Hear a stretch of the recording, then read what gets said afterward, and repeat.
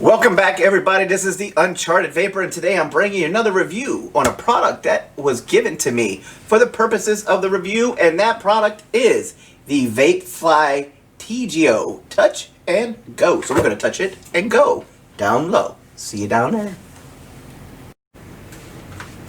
Alright, here we go. So the down low, let's bring this up a little bit. Okay, there we go. So here we go. The Vapefly TGO Pod mod, touch and go. Color combination we have got today is unknown. We got, okay, black and red. So black and red says it right there. Let's get it to focus. Focus. This is not focusing, but there we go. Black and red. Alright. So some basic information about the units right there. And you can see it right there. Alright, so let's go ahead and open this up real quick.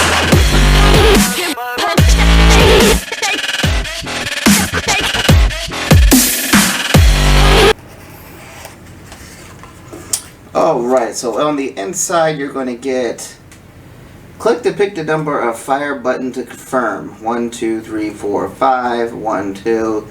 Add. So I guess you can add a lot of finger setup. Oh, the little user manual on there.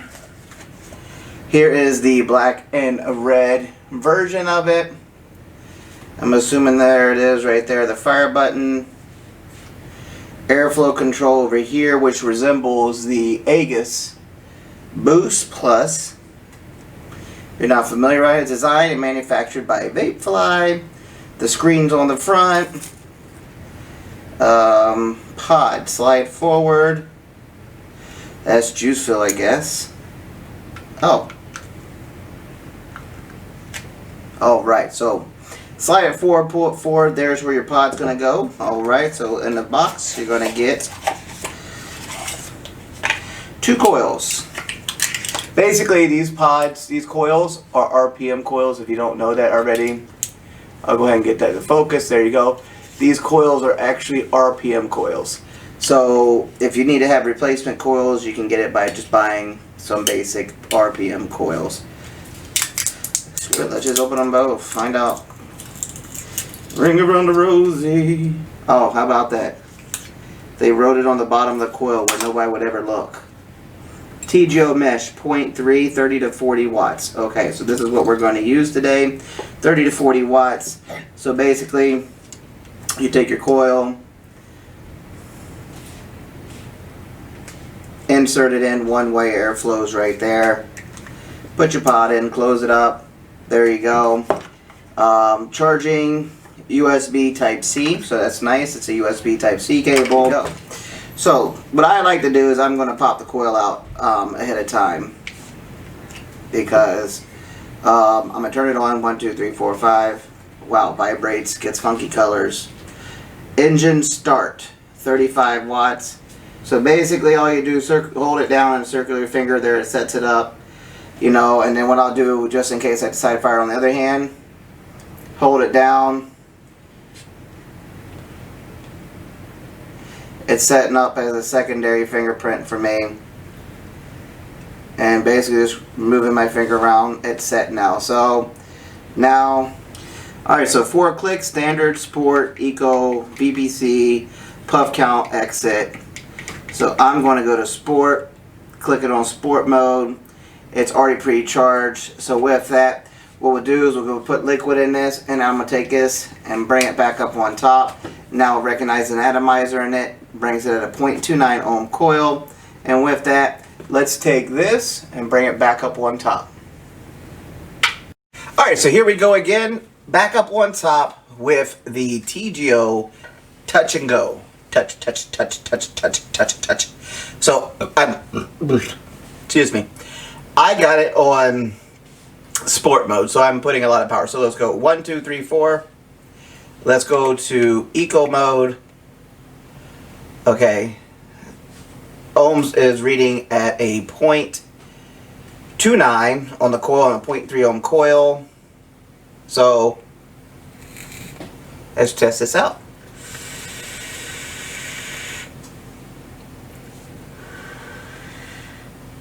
Alright, so that was airflow all the way closed. I wanted to test it out.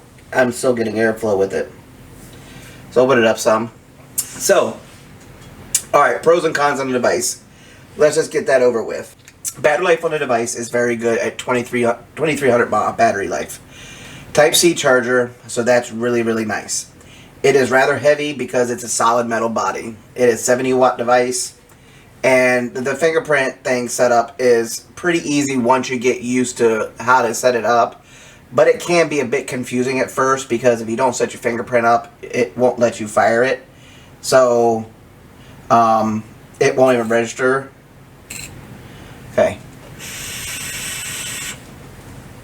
So basically you can activate the fingerprint mode with 3 clicks once you have it set up. You can then 1, 2, 3 turn it back off. It's a good feature if you're basically if you have like little kids around or whatever, they can't touch it, they can't use it because 1, 2, 3 it's activated, and you can see it lights up red because I didn't register that finger. And it vibrates, letting you know, hey, look, it doesn't work. But then 1, 2, 3, 1, 2, 3, and I turned it back off, so now it will just fire like a normal mod.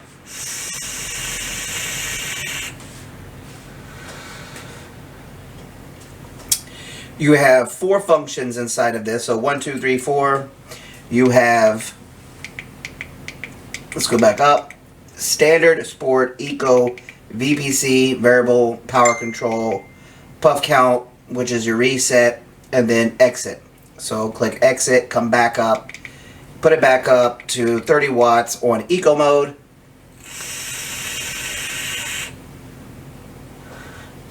And there's that. Okay, so now my pros and cons. My con, drip tip is integrated inside, so therefore you're stuck with their drip tip. You can't change it out. Secondly, you can turn the airflow off and you still get airflow inside because the airflow is still coming off the sides where the pod goes. So why did they have this here? I have no clue. If they were going to leave it wide open anyway. Secondly, they're using the airflow control style of the Aegis series mods, like the Aegis Boost, Boost Plus, etc. That turn down knob style. It's nice that they have this little touch sensor thing on here. That's a cool little, you know, gimmick in my opinion, but it's also a nice thing if you have little kids. So it's really not a gimmick, it actually is a functionality of the mod. Not a lot to go over besides 2300 mAh Type-C control. Pros on it, I will say it does give good flavor, but it is an RPM coil, so you can use RPM coils on this. It comes with 2 different ones, a 0.3 and a 0.6. So you can run those coils in here no problem. Easy fill, it just slides the top. You literally just take it and push the top. Well, you're supposed to be able to just push the top. Alright. Now mine's giving me a problem. Maybe because the airflow's open? I don't know. Mine was catching. But it does have like a little gasket where you put your juice inside and you can go in and you slide it back. But it's supposed to slide forward and back. And that's how simple it is. And then magnetically it puts your cartridge in and lets you know it's back in. Automatically goes into the wattage that you left it at. But let's see. Unlock it. Okay, so it does not have a power cutoff, so therefore you can actually run this coil as high as you want to run it. It says 40 watts was max of this coil, but I'm gonna do this once. That's it.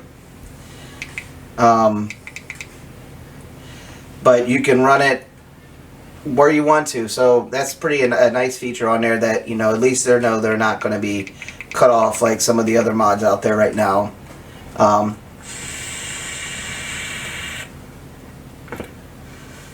So other than that, there's nothing else really to go over on the TGO Touch and Go by Vape. I think it's Vapefly, right? Vapefly TGO. It is a good mod. It does have great flavor, but it is, like I said, it is an RPM coil, so that's a good thing too because it is backwards compatible. But other than that, it has a nice battery size. Supposed to be easy fill system. Fingerprint safety, I guess, you know, if that's what you want to look at it as, and a Type-C charger. Cons would just be weight and the airflow. Airflow, no matter what, you can't really turn off the airflow, so you really can't really dial it off. That's just the way it is. and they're using the airflow style of an Aegis series from Geek Vape, which is that spin knob style. But other than that, I'll catch you on the next review.